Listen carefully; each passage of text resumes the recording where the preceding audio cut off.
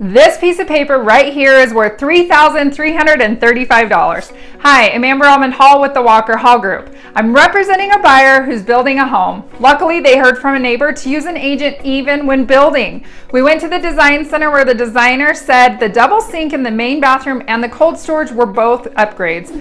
Well, on all of our documentation, it showed something different.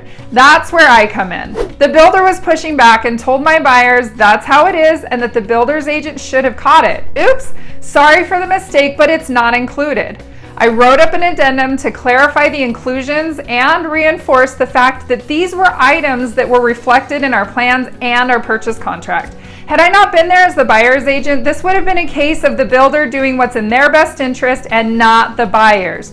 And the buyers, they would have spent $3,335 more because these options were important to them. If you're thinking of building a home, make sure you're represented with your own agent. The builder pays my commission, so it won't cost you anything. Make sure it's me or someone else who has experience representing buyers in a building situation. I'm Amber Almond Hall with the Walker Hall Group, where we work to help our clients buy with confidence and sell with success.